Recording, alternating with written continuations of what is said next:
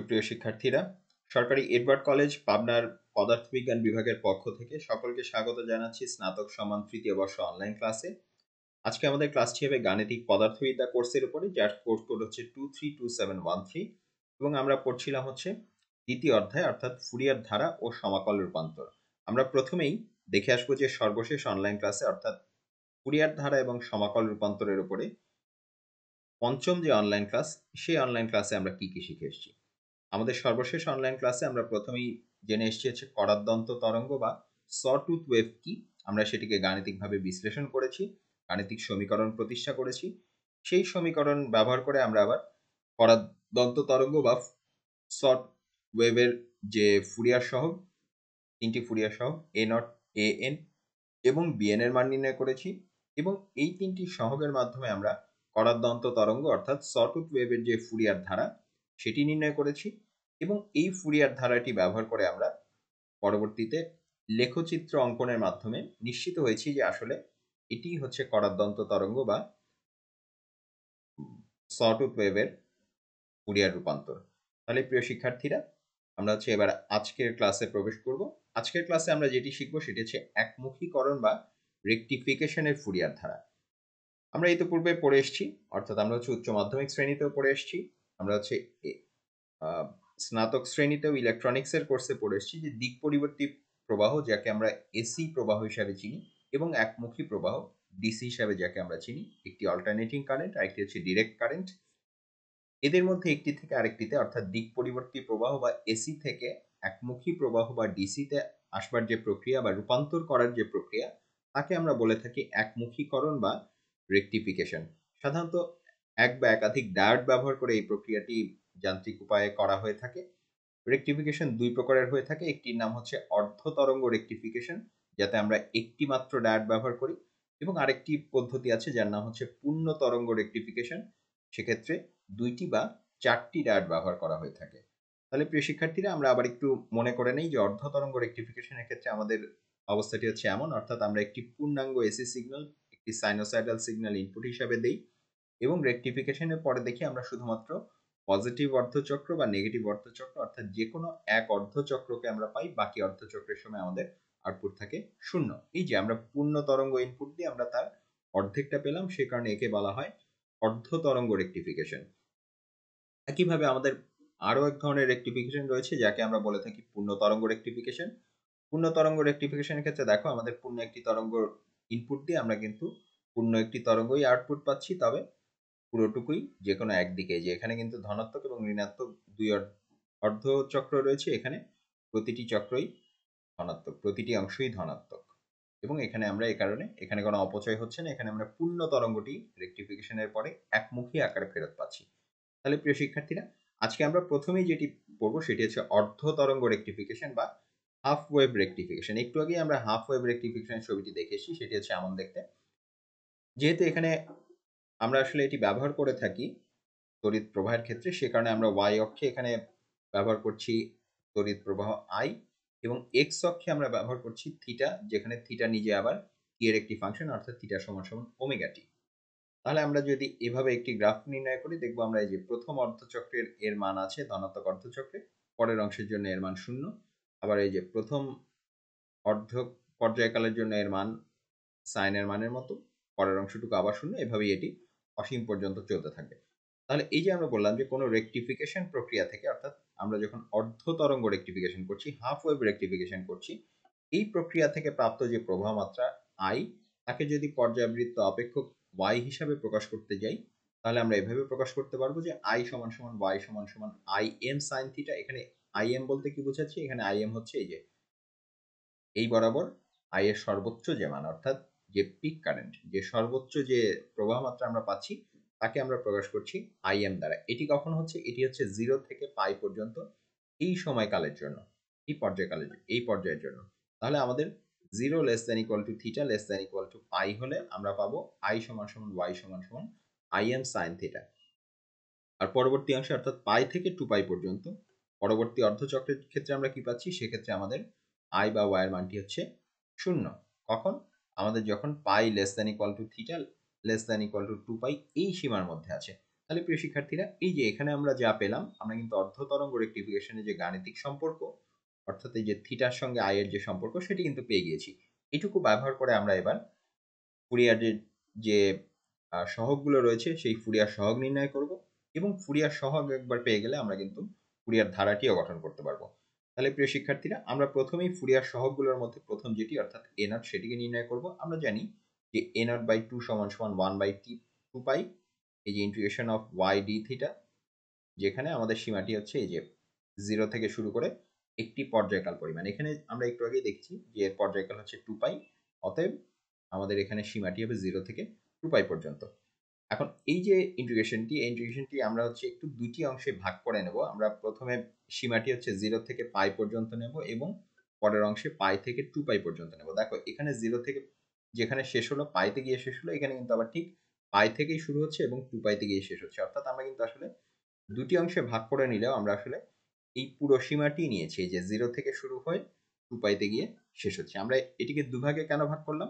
কারণ আমরা দেখে এসেছি যে 0 থেকে পাই অংশের জন্য এবং পাই থেকে 2 পাই অংশের জন্য আমাদের ওয়াই মানটি ভিন্ন। আমরা দেখে এসেছি যে ওয়াই সমান সমান আই এম সাইন থিটা যখন সীমাটি হচ্ছে 0 থেকে পাই পর্যন্ত, ওয়াই মান 0 যখন আমাদের সীমাটি হচ্ছে পাই থেকে 2 পাই পর্যন্ত। অর্থাৎ এই যে এই সীমার মধ্যে আমাদের ওয়াই মান হচ্ছে আই এম সাইন থিটা, এবং এই সীমার মধ্যে অর্থাৎ দ্বিতীয় ইন্টিগ্রেশনের ভেতরে আমাদের ওয়াই মান হচ্ছে 0। তাহলে আমরা যদি মানটি প্রতিস্থাপন করি, আমরা পাবো 1/2 পাই integration of I M sine theta D theta, যেখানে থিটার মান হচ্ছে 0 থেকে পাই পর্যন্ত, এবং প্লাস 1/2 পাই ইন্টিগ্রেশন অফ 0, অর্থাৎ এই দ্বিতীয় পদটি পুরোটুকুর মানই হচ্ছে 0। আমাদের শুধুমাত্র প্রথম অংশকে সমাকলন করলেই চলবে।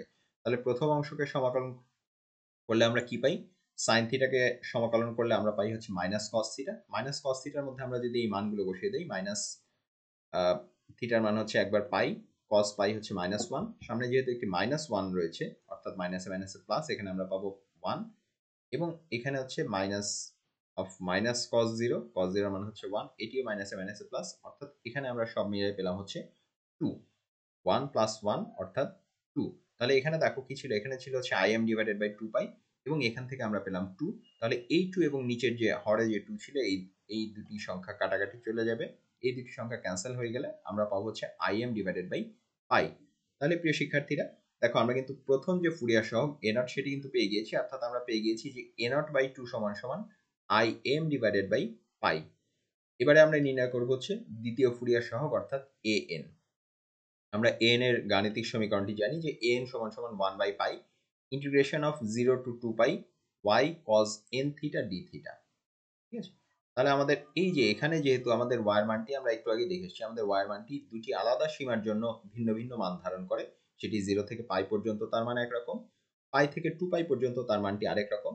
সে কারণে এই ইন্টিগ্রেশনটিকেও আমরা যথারীতি দুটি অংশে ভেঙে নেব। আমরা বলে নেব যে 1/পাই integration of y cos n theta d theta, যেখানে আমাদের সীমা আছে 0 থেকে পাই পর্যন্ত, এবং একই ইন্টিগ্রেশন যার সীমা হচ্ছে পাই থেকে 2 পাই পর্যন্ত, অর্থাৎ এই যে 0 থেকে পাই এবং পাই থেকে 2 পাই আমরা কিন্তু পূর্ণ সীমাটি নিয়েছি 0 থেকে 2 পাই পর্যন্ত।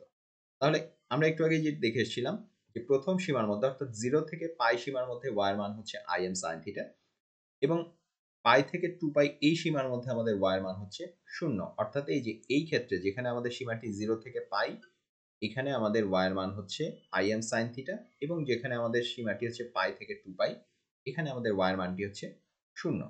তাহলে আমরা যদি এই মানটি বসিয়ে দেই, আমরা পাবো যে integration of im sin theta cos n theta d theta, এই যে y এর বদলে বসে গেল im sin থিটা, এবং এখানে y এর বদলে বসে গেল 0। অর্থাৎ এই ইন্টিগ্রেশনটি আগের মতোই, এইটুকুর মান হচ্ছে 0, এটুকু নিয়ে আমাদের মাথা ঘামাতে হবে না। আমরা হিসাব করবো হচ্ছে এই অংশটুকু নিয়ে। তাহলে এই অংশে আমরা কি পেয়েছি? এই অংশে আমরা পেয়েছি integration of im sin theta cos n theta d theta, অর্থাৎ এই যে sin c cos d।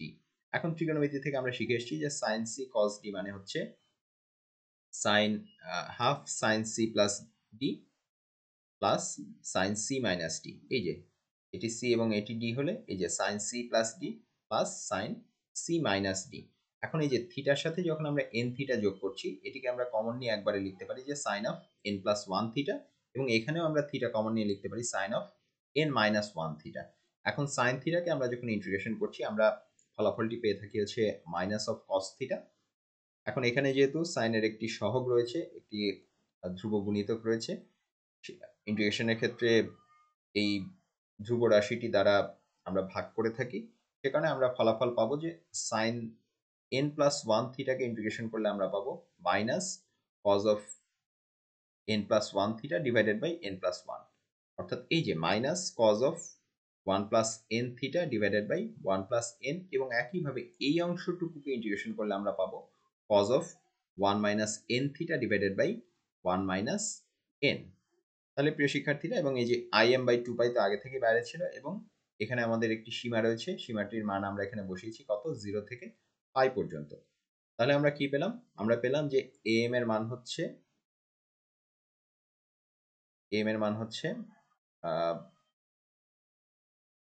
এখানে আমরা যা পেয়ে এসেছিলাম সেখান থেকে যদি আমরা একটু মানটি বসাই, আমরা আবার একটু দেখে আসি আমাদের am এর মানটি কি ছিল, im/2π এখানে ছিল হচ্ছে minus cos 1 + n theta plus cos 1 - n theta divided by 1 - n।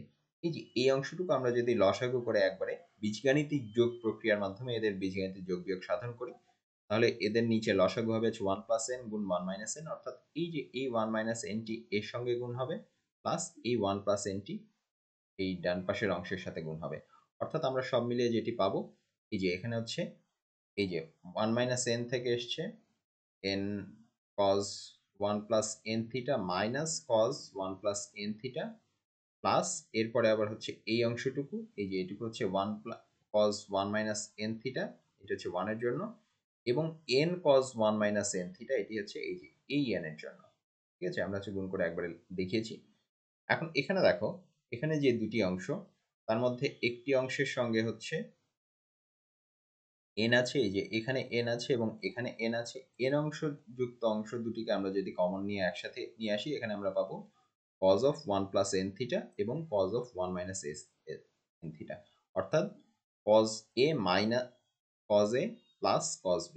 এখন cos a plus cos b ক্ষেত্রে আমরা হচ্ছে ত্রিকোণমিতিক সূত্র অনুসারে আমরা জানি, সেটিকে আমরা কি লিখতে পারি, সেটি হচ্ছে sin a + b/2 divided by sin a - b divided by 2।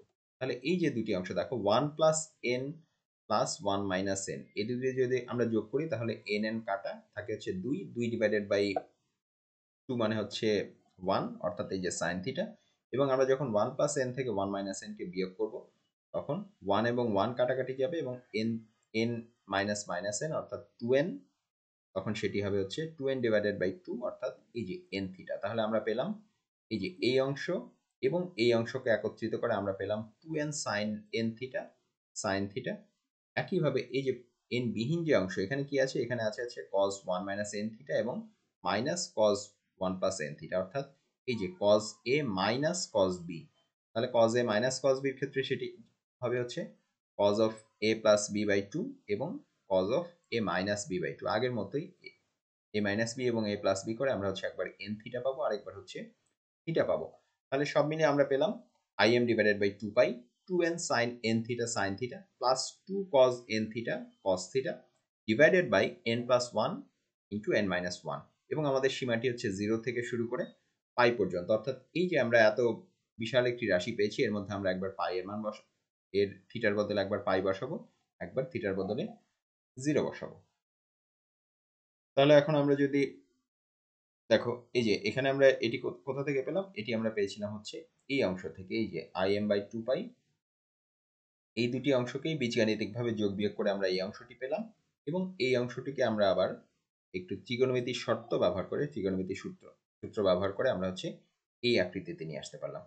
তাহলে এখন দেখো, এখানে আমরা যদি এই যে এর মানটি বসিয়ে দেই, এখানে কি কি ছিল, এখানে ছিল 2n sin n theta sin theta.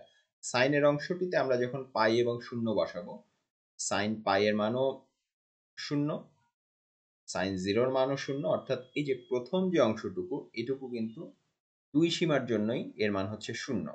আর এর মধ্যে যখন আমরা হচ্ছে cos যুক্ত অংশের মধ্যে আমরা যখন পাই এবং 0 এর মানও বসাবো, আমরা প্রথমে যদি থিটার মান পাই বসাই, তখন আমরা পাই হচ্ছে 2 cos nπ cos π, এই যে cos nπ cos π, আর এই 2 টি আমরা হচ্ছে বাইরে নিয়ে যেতে পারি, তাহলে বাইরে নিয়ে গেলে এখানে একটি 2 ছিল, এই 2 এর সঙ্গে এই 2 কাটাকাটি, মাইনাস এখানে আবার ছিল cos 0 অর্থাৎ এটি হচ্ছে 1।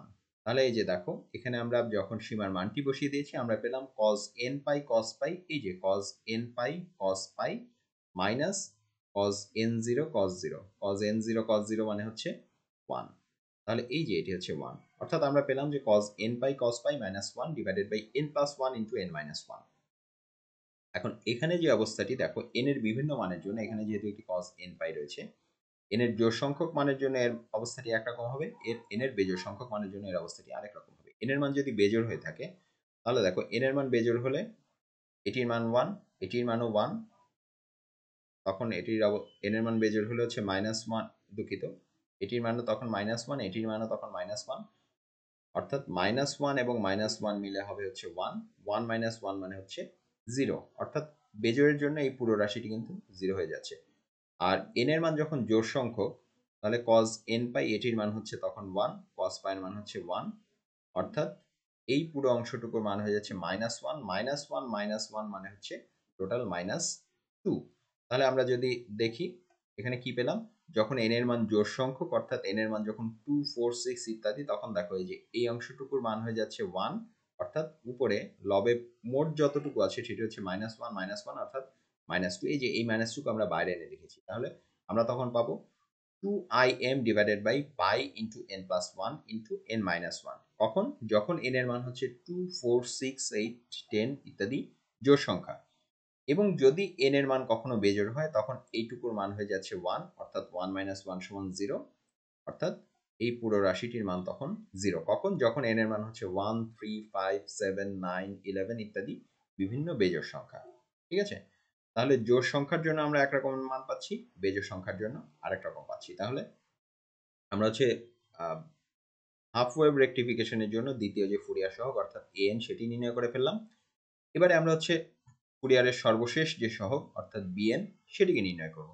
তাহলে প্রিয় শিক্ষার্থীরা আমরা যদি একটু মনে করে নেই যে bn এর রাশিমালাটি কি ছিল, bn এর রাশিমালাটি ছিল bn সমান সমান 1/π integration of 0 to 2π y sin n theta d theta. তাহলে এই যে এখানে যে y এর মানটি আমাদের বসাতে হবে, আমরা একটু আগে দেখে এসেছি যে আমাদের y এর মানটি হচ্ছে দুটি ভিন্ন অংশের জন্য ভিন্ন, 0 থেকে পাই পর্যন্ত এর মানটি একরকম, 0 থেকে 2π পর্যন্ত তার মানটি আরেক রকম। সে কারণে আমরা এখন এই মানটি একে হচ্ছে দুইটি অংশে ভাগ করে লিখব, যে integration of y sin n theta d theta, যেখানে আমাদের প্রথম অংশে 0 থেকে পাই পর্যন্ত এবং পাই থেকে 2π পর্যন্ত। তাহলে আমাদের সুবিধা হচ্ছে এই যে প্রথম অংশ অর্থাৎ যেখানে 0 থেকে পাই পর্যন্ত সীমা, সেখানে আমাদের y এর মান হচ্ছে im sin থিটা, এবং যেখানে আমাদের সীমা হচ্ছে পাই থেকে 2π পর্যন্ত, এই শর্তের মধ্যে আমাদের y এর মান হচ্ছে 0, অর্থাৎ এই যে প্রথম ইন্টিগ্রেশনে y এর মান হচ্ছে im sin থিটা, দ্বিতীয় ইন্টিগ্রেশনে আমাদের y এর মান হচ্ছে 0। তাহলে আমরা যদি মানটি বসিয়ে দিই, এই যে দ্বিতীয় অংশ এটি হচ্ছে পুরোটাই 0, এবং আমাদের শুধুমাত্র প্রথম অংশের ইন্টিগ্রেশনটি নির্ণয় করতে হবে। তাহলে প্রথম অংশের ক্ষেত্রে আমরা কি করব, আমরা যদি im যেহেতু একটি ধ্রুব রাশি, একটি নির্দিষ্ট রাশি, একে আমরা বাইরে নিয়ে আসতে পারি। আমরা বলতে পারি যে im ডিভাইডেড বাই 2π, এবং 0 থেকে পাই, দেখো এখানে হচ্ছে sin theta sin n theta ছিল, একে আমরা লিখতে পারি half cos n-1 theta minus cos of n+1 theta হিসেবে। এই যে sin c sin d মানে হচ্ছে half cos of d minus c divided by 2 minus cos of c plus d by c plus d। এই যে এখানে c minus d, এখানে হচ্ছে c প্লাস d। তাহলে প্রিয় শিক্ষার্থীরা আমরা হচ্ছে এই পর্যায়ে যেখানে এসেছি, এটিকে এবারে ইন্টিগ্রেশন করা যায়, এটিকে সমাকলন করা যায়। cos থিটার সমাকলন করলে আমরা পেয়ে থাকি হচ্ছে sin থিটা। এখানে যেহেতু cos থিটার সঙ্গে আবার একটি n-1 গুণক আছে, সেই গুণকটি দ্বারা আমাদের ভাগ করতে হবে, অর্থাৎ আমরা পাবো যে প্রথমে আমরা পাবো হচ্ছে cos কে ইন্টিগ্রেশন করে আমরা পাবো হচ্ছে sin n-1 theta divided by n-1, এবং দ্বিতীয় অংশের ক্ষেত্রে আমরা পাবো হচ্ছে sin n+1 theta divided by n+1। তাহলে এই যে পুরো অংশটুকু, এর মধ্যে আমরা এবার এই 0 এবং পাই যে সীমা ছিল সেই সীমাটি বসাতে পারি। এখন তাহলে এই সীমাটি আমরা যদি বসিয়ে দিই তাহলে আমরা পাবো হচ্ছে, দেখো এখানে আমরা পাচ্ছি im ডিভাইডেড বাই 2π, তাহলে sin n-1π ডিভাইডেড বাই হচ্ছে n-1, এবং sin n+1π divided by n+1। জিরোর অংশটুকু কি হলো, জিরোর অংশটুকু আমরা যদি এখানে বসাই যে sin 0, এবং এখানেও sin 0, অর্থাৎ জিরোর অংশটুকুর মান পুরোটুকুই 0। তাহলে পাই যুক্ত যে অংশটুকু সেক্ষেত্রে দেখো আমরা কি পেয়েছি, আমরা পেয়েছি im divided by 2 pi sin n minus 1 pi minus sin n plus 1 pi divided by n plus 1। দেখো এখানে যেহেতু একটি n মাইনাস 1 অংশ রয়েছে গাণিতিকভাবে, এখানে আমরা কখনোই n এর মান 1 বসাতে পারবো না এই রাশিতে। অর্থাৎ n ইকুয়াল টু 1 ব্যতীত বাকি সকল ক্ষেত্রে দেখো n যদি 1 না হয়ে থাকে, n ইকুয়াল টু 1 না হলে কি হবে, 1 এর চেয়ে বড় কোনো সংখ্যা হবে, অর্থাৎ 2 হবে বা 3 হবে বা 4 হবে, 2 3 4 ইত্যাদি যে কোনো রাশির জন্য কিন্তু সমস্যা নেই। কিন্তু 2 বা 3 বা 4 ইত্যাদি যে কোনো n বসালে আমরা এখানে কি পাবো, এখানে আমরা পাবো সাইন অফ n এর মান যদি 1 হয় তাহলে সাইন পাই, এখানে সাইন 2 পাই, অর্থাৎ এটির মানও 0 এটির মানও 0। আমরা যদি n এর মান 3 বসাই তাহলে এখানে হবে হচ্ছে সাইন 2 পাই, এখানে হবে সাইন 3 পাই, এটির মানও 0 এটির মানও 0। আমরা যদি n এর মান 4 বসাই, এখানে হচ্ছে সাইন 3 পাই, এখানে পাচ্ছি সাইন 5 পাই, এটির মানও 0 এটির মানও 0। অর্থাৎ দেখো n ইকুয়াল টু 1 ছাড়া যেহেতু আমাদের n এর মানটি সরাসরি বসাতে পারছি না, সকল ক্ষেত্রে আমাদের bn এর মান কিন্তু 0। এখন n এর মান যদি 0 হয়ে থাকে, আমরা যদি একটু আগে থেকে খেয়াল করি ইন্টিগ্রেশনটি আসলে কোত্থেকে এসছে, ইন্টিগ্রেশনটি আসছে কিন্তু এই যে এই অংশ থেকে, এই অংশটুকু থেকে। খেয়াল করেছো এখানে কি আছে, 1 by pi 0 to pi im sin theta sin n theta.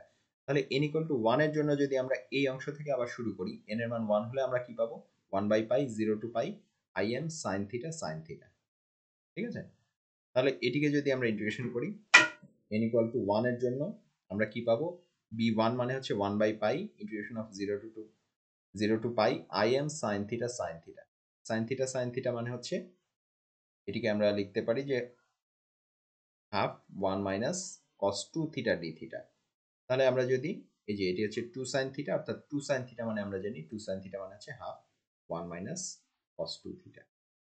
তাহলে দুঃখিত, 2 sin থিটা না, এটি হচ্ছে sin স্কয়ার থিটা। তাহলে 2 sin স্কয়ার থিটা মানে হচ্ছে 1 মাইনাস cos 2 থিটা, বা sin স্কয়ার থিটা মানে হচ্ছে হাফ 1 মাইনাস cos 2 থিটা। এটি আমরা ত্রিকোণমিতি থেকে শিখে এসেছি এবং বহুবার ব্যবহার করে এসেছি।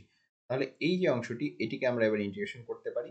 এই যে প্রথম অংশ কি আছে, প্রথম অংশ 1, অর্থাৎ এখানে হচ্ছে এই যে im ডিভাইডেড বাই 2 পাই, এটি থেকে হচ্ছে 0 এবং পাই বসালে আমরা পাবো হচ্ছে 0 এর জন্য 0, পাইয়ের জন্য পাই, এবং এই যে এই পাই এবং পাই কাটাকাটি হয়ে আমরা পাচ্ছি হচ্ছে im বাই 2। এটি হচ্ছে প্রথম অংশের জন্য, অর্থাৎ 1 কে ইন্টিগ্রেশন করে। আর পরবর্তী যে অংশ অর্থাৎ cos 2 থিটাকে আমরা ইন্টিগ্রেশন করে আমরা কি পাবো, আমরা পাবো হচ্ছে sin 2 থিটা ডিভাইডেড বাই 2।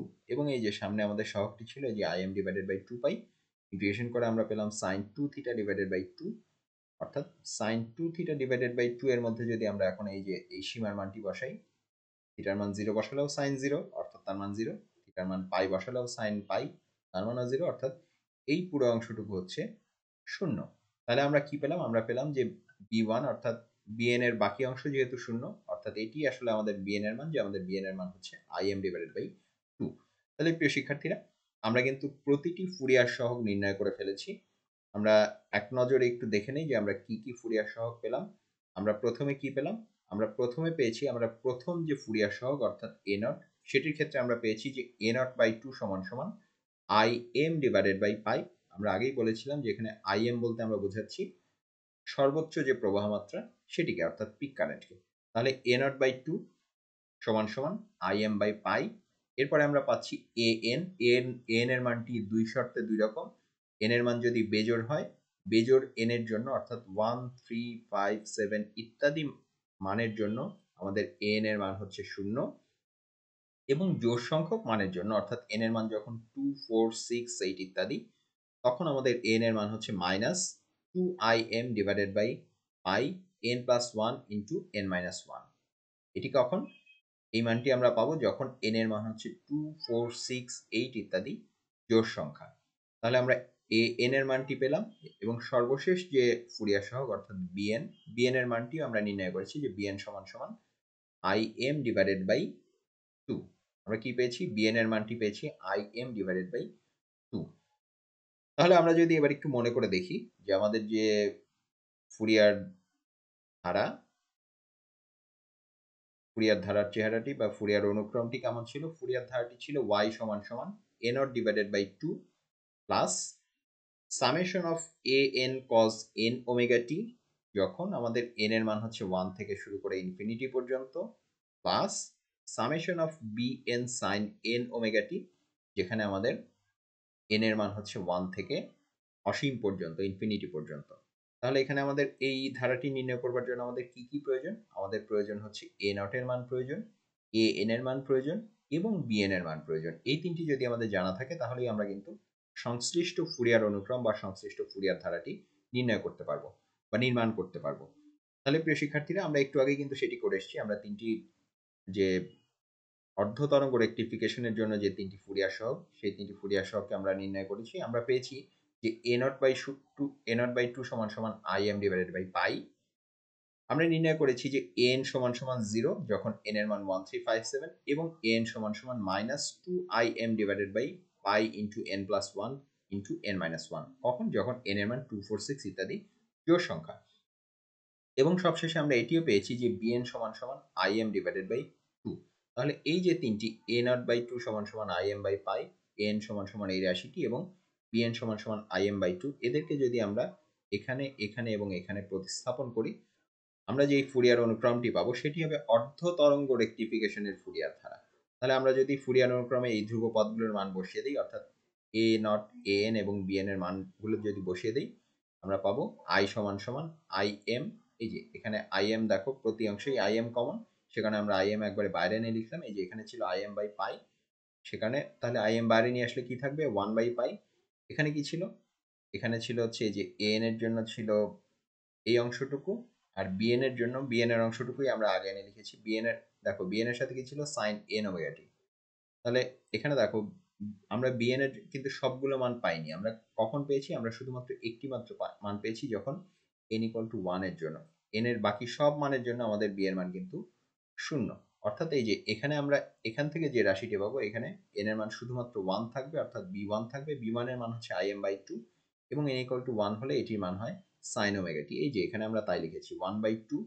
এই যে im যেহেতু কমন নিয়ে আমরা আগেই বাইরে নিয়ে এসেছি, আমরা এখানে পাচ্ছি 1/2 sin n ওমেগা t। আমাদের n এর মান যেহেতু শুধুমাত্র 1 এর জন্য এটি সত্য, বাকি সব অংশের জন্য শূন্য, অর্থাৎ এখানে আমরা শুধুমাত্র পেলাম হাফ sin ওমেগা t। এবং এরপরে হচ্ছে আমাদের এই যে cos অংশটুকু, cos অংশের জন্য দেখো n equal to 1 থেকে ইনফিনিটি হলেও আমাদের এখানে 1 3 5 7 ইত্যাদি বেজোড় রাশির জন্য কিন্তু আমাদের n এর মানটি 0। অর্থাৎ আমরা এখানে সামেশনটি করব শুধুমাত্র n সমান সমান 2 4 6 ইত্যাদির জন্য। তাহলে এখানে দেখো এখানে কি ছিল? এখানে যে 2 বাই পাই ছিল, এরা যেহেতু ধ্রুব রাশি, এদেরকে আমরা সামের বাইরে নিয়ে এসেছি, যে 2 বাই পাই। তাহলে সামেশন অফ এই যে cos n ওমেগা t, তার সঙ্গে আছে হচ্ছে n প্লাস 1 n মাইনাস 1। এই যে cos n omega t divided by n plus 1 n minus 1, এই রাশিটির সাম, যেখানে আমাদের সীমাটি কত? সীমাটি হচ্ছে n equal to 2 4 6 ইত্যাদি জোড় সংখ্যা, যার মান হচ্ছে অসীম পর্যন্ত বিস্তৃতি। তাহলে এই যে আমরা ফুরিয়ার ধারাটি নির্ণয় করলাম, একে যদি আমরা একটু মান বসিয়ে দেখতে যাই কেমন লাগবে। আমাদের i সমান সমান im, প্রথম রাশি হচ্ছে 1 বাই পাই, এরপর হচ্ছে 1/2 sin ওমেগা t। এরপরে দেখো এরপরে এখানে একটি মাইনাস আছে এবং এখানে বলা হয়েছে কি 2 বাই পাই তার সাথে cos n omega t divided by n plus 1 n minus 1। n এর মান কোথা থেকে শুরু হয়েছে? n এর মান শুরু হয়েছে 2 থেকে, অর্থাৎ প্রথম রাশিটিতে এইখানে যদি n এর মান 2 হয়, তাহলে নিচে এখানে হবে 2 প্লাস 1 2 মাইনাস 1। 2 প্লাস 1 মানে হচ্ছে 3, 2 মাইনাস 1 মানে হচ্ছে 1। তাহলে 3 একে 3। তাহলে এই যে 2 ডিভাইডেড বাই 3 পাই, 3 কোথা থেকে আসলো? 3 আসলো এই যে n প্লাস 1 n মাইনাস 1 থেকে। তাহলে 2/3 পাই cos 2 ওমেগা t, এটি হচ্ছে প্রথম রাশি, অর্থাৎ এই যে n এর মান 2 হলে যা হবে সেটি। এবারে n এর মান যদি 4 হয়, তাহলে এই যে n এর মান হচ্ছে 4, অর্থাৎ আমরা পাবো cos 4 ওমেগা t। নিচে হবে 4 প্লাস 1 ইন্টু 4 মাইনাস 1। 4 প্লাস 1 মানে হচ্ছে 5, 4 মাইনাস 1 মানে হচ্ছে 3, অর্থাৎ 3 5 15। এই যে 2/15 পাই cos 4 ওমেগা t।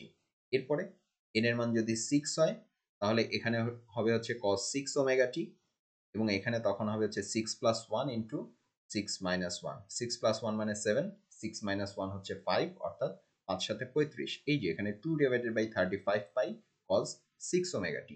এরপরের রাশিটি কি হবে? এরপরে n এর মান হবে 8, অর্থাৎ এখানে বসে যাবে cos 8 ওমেগা t এবং এখানে হবে 8 প্লাস 1 ইন্টু 8 মাইনাস 1। তাহলে 8 প্লাস 1 মানে হচ্ছে 9, 8 মাইনাস 1 মানে হচ্ছে 7। তাহলে এখানে থাকবে হচ্ছে 7 ইন্টু 9, অর্থাৎ 63। তাহলে 2 divided by 63 pi cos 8 omega t। তাহলে প্রিয় শিক্ষার্থীরা, এখানে আমরা যেটি পেলাম এই রাশিটি, তাহলে হচ্ছে i সমান সমান im 1 by pi plus half sin omega t minus 2 by 3 pi cos 2 omega t minus 2 by 15 pi cos 4 omega t minus 2 by 35 pi cos 6 omega t minus 2 by 63 pi cos 8 omega t, এভাবে এই রাশিটি অসীম পর্যন্ত চলতে থাকবে। তাহলে পূর্বের ক্লাসগুলোর মতোই আমরা হচ্ছে এই রাশিটিকে এখন যদি একটু লেখচিত্রে রূপায়ণ করে দেখি, আমরা দেখতে চেষ্টা করবো যে এটির চেহারাটি কেমন আসবে। আমরা একটু যদি দেখি যে আমরা যদি মনে করি যে i এর মান হচ্ছে i m এর মান হচ্ছে 5, ওমেগার মান হচ্ছে 1 এবং n এর মান হচ্ছে 2। n এর মান 2 মানে আমরা শুধুমাত্র এই পদটুকু পর্যন্ত রাখবো, তখন আমাদের i হবে i সমান সমান im into 1 by pi plus 1 by 2 sine omega t minus 2 by 3 pi cos 2 omega t. এখানে দেখো im এর মান হচ্ছে 5, অর্থাৎ এটি হচ্ছে 5 এবং এটির মান হচ্ছে 1। তাহলে এই লেখচিত্রটি আমরা যদি লেখচিত্রে রূপায়ণ করি, হচ্ছে এমন একটি, এটি একেবারেই একটি সাইনোসয়েডাল গ্রাফ, একটি সাইনের গ্রাফ, অর্থাৎ এটি কোনোভাবেই অর্ধ তরঙ্গ রেক্টিফিকেশন পুরোপুরি হয়নি, কিছুটা হয়েছে। দেখো এখানে সাইনের গ্রাফ যেখানে আসার কথা এটি কিন্তু তার থেকে একটু উপরের দিকে উঠেছে। তারপরে এর এই যে এটি হচ্ছে আমাদের 0 দাগ, 0-র নিচে এখনো অল্প একটু অংশ আছে এবং এখানে কিন্তু এটি 5-এর থেকে অনেক বেশি উঠে গেছে। তাহলে আমরা যদি একটু পদ সংখ্যা বাড়াই, আমরা যদি বলি যে আমাদের n এর মান হচ্ছে 4, অর্থাৎ তখন আমরা হচ্ছে এই যে এখানে n এর মান 2, n এর মান 4, আমরা এই পর্যন্ত নেব। এই যে 2 by 3 pi cos 2 omega t minus 2 by 15 pi cos 4 omega t, এই পর্যন্ত আমরা নিলাম। এই পর্যন্ত নিলে আমাদের গ্রাফের চেহারা কেমন হয় দেখো, এই যে আমরা কিন্তু অনেকটাই পেয়ে গেছি। এই যে প্রথম অর্ধচক্রের জন্য পূর্ণটুকু আছে, এই যে 5 পর্যন্ত গিয়েছে, দ্বিতীয় অর্ধচক্রের জন্য 0, আবার উপরে গেল, আবার 0, ঠিক আছে। এরপরে যদি আমরা n এর মানটি আরেকটু বাড়াই, আমরা যদি n এর মান 6 নিই, তাহলে আমরা পাবো হচ্ছে এই যে 2 4 6, অর্থাৎ এই পর্যন্ত। এই যে তাহলে আমরা নিয়েছি হচ্ছে 2 by 3 pi cos 2 omega t minus 2 by 15 pi cos 4 omega t minus 2 by 35 pi cos 6 omega t, এই পর্যন্ত আমরা নিলাম। এই পর্যন্ত যোগ করে আমরা যদি গ্রাফ করে দেখি, দেখো এটি কিন্তু আগের চেয়ে আরো ভালো হলো, এটি আরো সাইনের মতো এবং এই অংশটি আরো আগের থেকে মসৃণ হয়েছে, আরো সমান হয়েছে। এরপরে যদি আমরা পদ সংখ্যা আরো একটু বাড়াই, আমরা যদি বলি যে আমরা n এর মান h নেব, তাহলে আমরা হচ্ছে এই যে প্রথম 4টি পদ নেব, তখন হচ্ছে আমাদের i সমান সমান im into 1 by pi plus 1 by 2 sin omega t minus 2 by 3 pi cos 2 omega t minus 2 by 15 pi cos 4 omega t minus 2 by 35 pi cos 6 omega t minus 2 by 63 pi cos 8 omega t, এই পর্যন্ত যদি আমরা যোগ করি, সেটিকে graph করলে কি হয় এবার আমরা দেখো। সেটির গ্রাফ হচ্ছে এমন, দেখো নিচেরটুকু কিন্তু এটি 0 হওয়ার কথা, এটি 0 বরাবরই আছে এবং প্রায় পুরোটাই 0, অল্প একটু অমসৃণতা রয়েছে, এটি মোটামুটি নেবার মতো একটি মান। তাহলে প্রিয় শিক্ষার্থীরা, আমরা হচ্ছে ফুরিয়ার ধারাটি নির্ণয় করেছিলাম এবং সেখান থেকে লেখচিত্র অঙ্কন করে দেখলাম যে সেটি সঠিক। এবং আমরা যদি এখন বিশেষ একটি ক্ষেত্র নেই, যখন আমাদের এই y এবং ওমেগার মান একই আছে, আমাদের যদি n এর মানটি যদি আমরা এখানে দেখো, এখানে আমরা কি করেছিলাম, n এর মান আমরা হচ্ছে 8 পর্যন্ত নিয়েছিলাম। এবার যদি আমরা n এর মানটি ইনফিনিটি পর্যন্ত বিস্তৃত করি, তখন আমরা কি পাবো, তখন আমরা একেবারেই তাত্ত্বিকভাবে যে মানটি পাওয়ার কথা ছিল, এই যে প্রথম অর্ধচক্রের সাইন তরঙ্গ, পরের অর্ধচক্রে 0, পরের অর্ধচক্রে আবার সাইন তরঙ্গ, তারপরে অর্ধচক্রে 0, এইভাবেই আমরা একটি নিখুঁত অর্ধতরঙ্গ রেকটিফিকেশনের লেখচিত্র পাবো। তাহলে প্রিয় শিক্ষার্থীরা, আমরা হচ্ছে এই অংশগুলো যদি আবার একটু এক নজরে দেখে আসি, n এর মান যদি 2 হয়, অর্থাৎ আমরা যদি শুধুমাত্র প্রথম পদটি নেই, আমরা এমন একটি গ্রাফ পাই। n এর মান যদি আমরা 4 নেই, তাহলে আমরা এই লেখচিত্রটি পাই। n এর মান 6 হলে এই লেখচিত্রটি পাই, n এর মান 8 হলে এই লেখচিত্রটি পাই, এবং n এর মান যখন টেন্ডস টু ইনফিনিটি, তখন আমরা একেবারে নিখুঁত একটি তাত্ত্বিক অর্ধতরঙ্গ রেকটিফিকেশন যেমন হওয়ার কথা তেমন একটি লেখচিত্র পাই। আমরা যদি আবার একটু এক নজরে দেখে আসি, এটি হচ্ছে n সমান সমান 8 এর গ্রাফ, এটি n সমান সমান 6 এর গ্রাফ, এটি n সমান সমান 4 এর গ্রাফ, এবং এটি হচ্ছে n equal to 2 এর গ্রাফ। অর্থাৎ আমরা পদ সংখ্যা যত কমিয়েছি, এটি মূল গ্রাফ থেকে ততই সরে গেছে। যতই পদ সংখ্যা বাড়াচ্ছি, এই গ্রাফটি আগের চেয়ে ভালো হয়েছে। n এর মান 6 হলে এটি আরো নিখুঁত হয়েছে, n এর মান 8 হলে আরো নিখুঁত হয়েছে, এবং যখন আমাদের n এর মানটি অসীমের দিকে ধাবিত হয়েছে, তখন আমরা একেবারে পারফেক্ট হাফ ওয়েভ রেকটিফিকেশনের গ্রাফ পাচ্ছি। তাহলে প্রিয় শিক্ষার্থীরা, আমাদের আজকের এই অনলাইন ক্লাসটি, এই অনলাইন লেকচারটি এখানেই প্রায় শেষ। এবারে আমরা একটু দেখে আসবো যে আজকে আমরা কি কি শিখে আসলাম। আজকে আমরা প্রথমেই শিখে আসলাম যে অর্ধ তরঙ্গ রেকটিফিকেশন আমরা কিভাবে গাণিতিকভাবে প্রকাশ করতে পারি।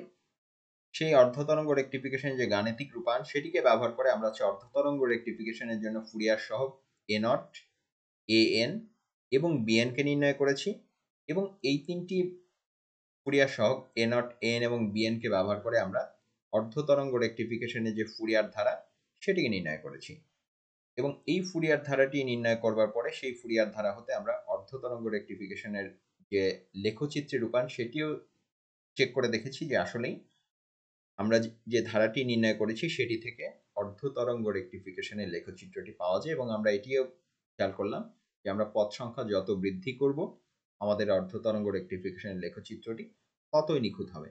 তাহলে প্রিয় শিক্ষার্থীরা, আমাদের আজকের এই অনলাইন লেকচারের পাঠদান এখানেই শেষ।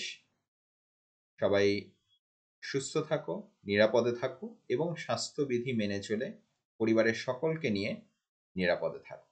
ভালো থাকো।